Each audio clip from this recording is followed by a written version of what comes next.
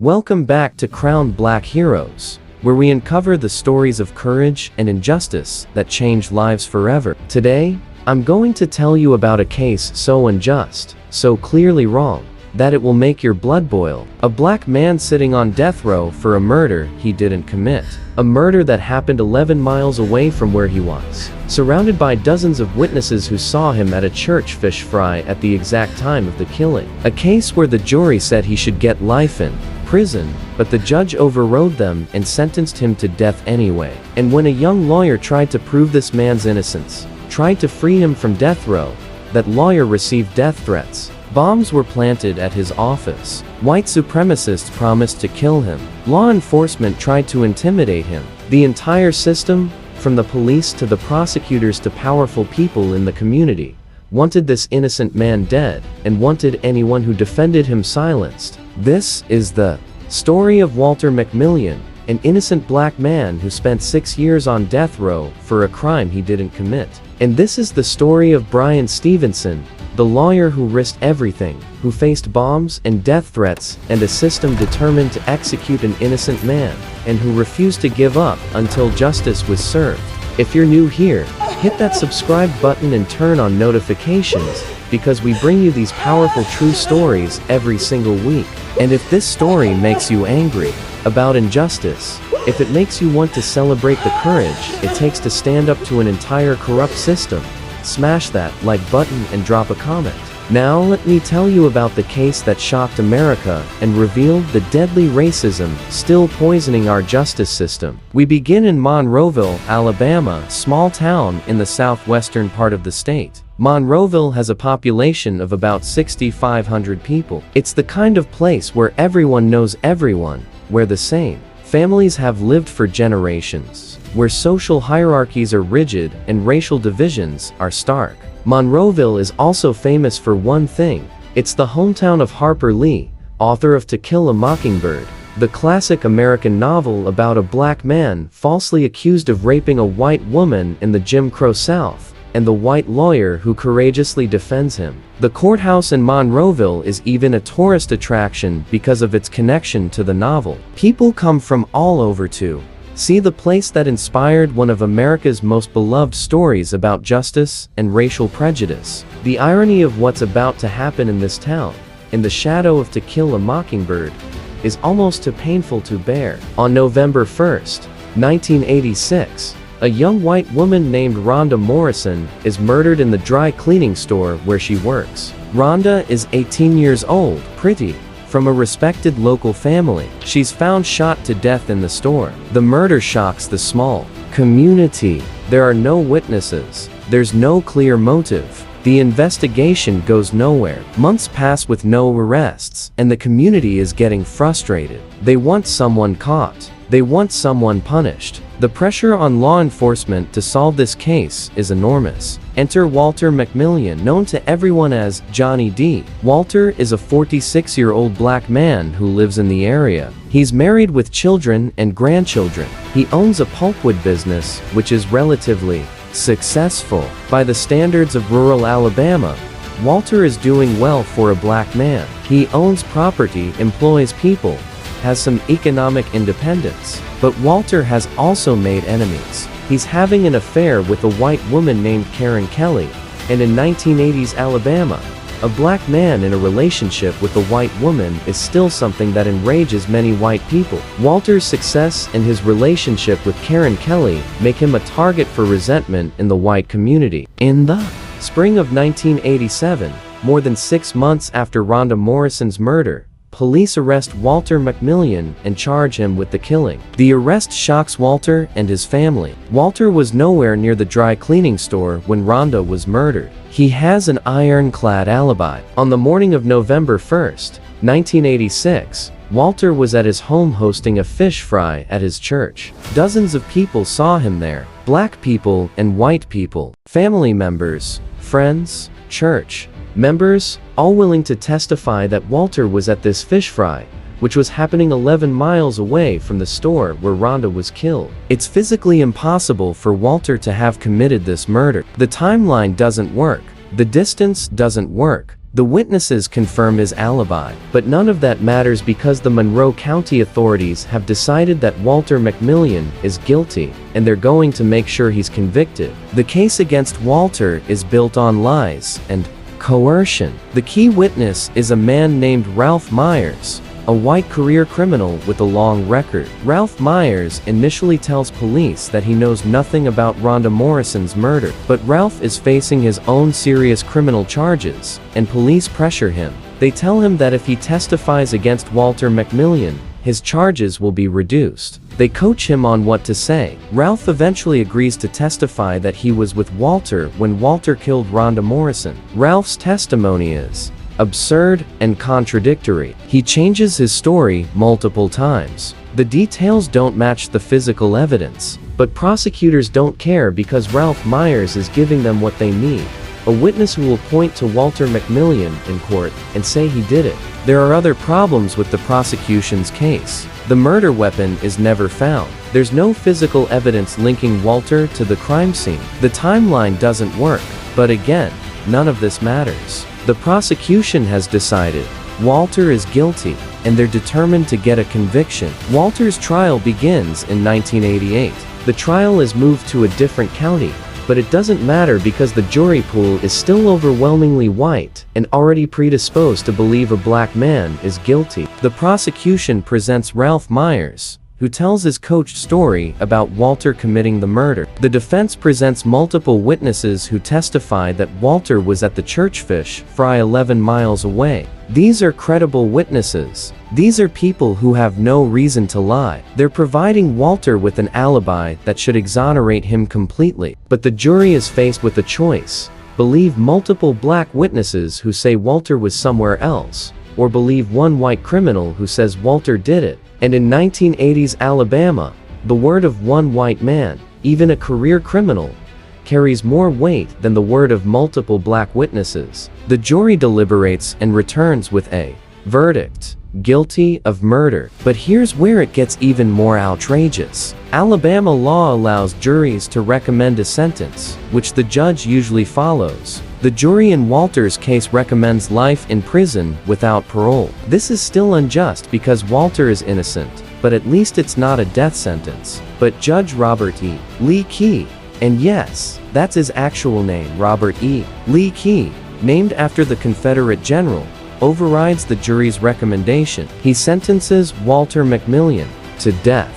In Alabama at this time, judges have the power to override jury sentencing recommendations, and they almost always use this power to increase sentences, not reduce them. Judge Key decides that life in prison isn't enough. He wants Walter McMillian dead. Walter is sent to Alabama's death row. But here's something that makes this case even more cruel. Walter is sent to death row before his trial even begins. Alabama authorities put him in a cell on death row for 15 months before his trial, a psychological torture tactic designed to break him, to make him confess, to destroy his will to fight. Imagine being put in a cell knowing you're innocent, surrounded by men awaiting execution, being told every day that you're going to die, before you've even had your day in court. This is what they do to Walter McMillian. Now, Walter is on death row at Holman Prison, awaiting execution for a murder he didn't commit. His family is devastated. His community knows he's innocent, but they're powerless. The white establishment in Monroeville has decided Walter is guilty, and there seems to be no way to challenge that verdict. Walter's case is assigned to Brian Stevenson, a young lawyer who runs a nonprofit organization called the Equal Justice Initiative. Brian Stevenson is a black man, Harvard-educated, who has dedicated his life to defending poor people and people of color who face the death penalty. Brian believes passionately that the criminal justice system is broken, that it's biased against black people and poor people, and that many people on death row are either innocent or didn't receive fair trials. When Brian takes on Walter's case, he quickly realizes that this is one of the most egregious miscarriages of justice he's ever seen. The evidence of Walter's innocence is overwhelming. The state's case is built entirely on the testimony of Ralph Myers, a witness who was coerced, and whose story doesn't hold up to scrutiny. Brian begins investigating, and What he finds is shocking. He discovers that Ralph Myers was pressured by police to testify against Walter. Ralph told multiple people before the trial that he was lying, that Walter had nothing to do with the murder, but that police threatened him and promised him reduced charges if he testified. Brian finds witnesses who were never called at trial, witnesses who confirm Walter's alibi. He finds evidence that was hidden from the defense. He finds proof of prosecutorial misconduct. Brian files appeals, arguing that Walter's conviction is based on perjured testimony and that Walter is factually innocent. And this is when things get dangerous for Brian Stevenson. The white community in Monroeville does not want Walter McMillian free. They don't want to admit they convicted an innocent man. They don't want a black man, even an innocent one, to be proven right against the white establishment. And they definitely don't want some outside black lawyer coming in and challenging their justice system. Brian starts receiving death threats. Anonymous callers tell him they're going to kill him. They tell him to drop the case, to leave Alabama, to stop defending Walter. White supremacist groups make it known that Brian is a target. But Brian doesn't stop. He keeps fighting. He keeps gathering evidence. He keeps filing appeals. Then the threats escalate. Someone plants a bomb at Brian's office. The bomb is discovered before it detonates, but the message is clear: they want him dead. Law enforcement investigates, but there's a sense that some officers aren't particularly motivated to find who planted the bomb. Brian's colleagues beg him to be careful, to consider his own safety. His family is terrified, but Brian refuses to back down. He knows that Walter McMillian is innocent, and he knows that if he gives up, an innocent man will be executed. Brian continues his investigation and discovers more and more evidence of Walter's innocence and of the corruption in the prosecution's case. He tracks down Ralph Myers, the key witness, and convinces Ralph to recant his testimony. Ralph admits that he lied at trial, that he was pressured by police, that Walter McMillian had nothing to do with Rhonda Morrison's murder. This is huge. The only evidence against Walter was Ralph's testimony, and now Ralph is admitting he lied. With this recantation and all the other evidence Brian has gathered, he files new appeals, but the state fights back hard. Prosecutors don't want to admit they were wrong. They argue that Ralph's recantation isn't credible, that it should be ignored. They fight every motion, every appeal, using every legal trick to keep Walter on death row. Years pass. Walter sits in his cell, innocent, watching other inmates be led to the execution chamber. He watches men die knowing that he could be next. The psychological toll is immense, but Walter holds on to hope because he knows Brian Stevenson is out there fighting for him, risking his own life to prove Walter's innocence. Brian takes the case to the media. He convinces CBS's 60 Minutes to do a story on Walter's case. In 1992, 60 Minutes airs a segment that exposes the injustice of Walter's conviction. The segment shows the evidence of Walter's innocence. It interviews witnesses who confirm his alibi. It reveals Ralph Myers' recantation. The segment is devastating to the state's case. Suddenly, Walter McMillian's case has national attention. People across America are watching and realizing that Alabama is about to execute an innocent man. The pressure builds. Civil rights organizations get involved. There are protests. Letters pour into the governor's office demanding Walter's release. But still, the state refuses to admit error. Prosecutors continue to argue that Walter is guilty, despite all evidence to the contrary. Finally, in 1993, after 6 years on death row, the Alabama Court of Criminal Appeals reviews Walter's case and makes a ruling. They find that the state's case against Walter McMillian was built on perjured testimony. They find that Walter's constitutional rights were violated. They overturn his conviction. Walter McMillian is released from prison on March 3, 1993. He walks out of Hullman Prison a free man after spending 6 years on death row for a murder he didn't commit. 6 years of his life stolen. 6 years of psychological torture. 6 years of watching innocent men around him be executed while he waited for his own execution date. Brian Stevenson is there when Walter is released. The moment is emotional, overwhelming. Walter embraces his family, the people who never stopped believing in his innocence, who visited him on death row, who supported Brian's fight for his freedom. Brian has tears in his eyes because he knows how close they came to losing this fight, how easily Walter could have been executed. But Walter is free. Justice, delayed and nearly denied, has finally been served. The state never apologizes to Walter. No one is held accountable for the perjured testimony, the prosecutorial misconduct, the judicial override that sent an innocent man to death row. Walter receives no compensation for the 6 years stolen from him. The system that tried to kill him never admits it was wrong. Walter McMillian returns to his community, but he's not the same man. 6 years on death row has taken a toll. He suffers from trauma, from nightmares, from the psychological damage of living under a death sentence while innocent. He struggles with dementia in his later years, possibly made worse by the stress and trauma of his ordeal. Walter McMillian dies in 2013 at age 71, 20 years after his release from death row. Brian Stevenson continues his work at the Equal Justice Initiative, fighting for other people on death row, other innocent people, other victims of a broken justice system. Brian writes a book about Walter's case and his work called Just Mercy, which becomes a bestseller and is eventually made into a movie starring Michael B. Jordan as Brian and Jamie Foxx as Walter. The book and movie bring Walter's story to millions of people, ensuring that his suffering and his fight for justice are not forgotten. But Brian also reflects on what the case reveals about America's criminal justice system. Walter's case is not an aberration. It's not a unique mistake.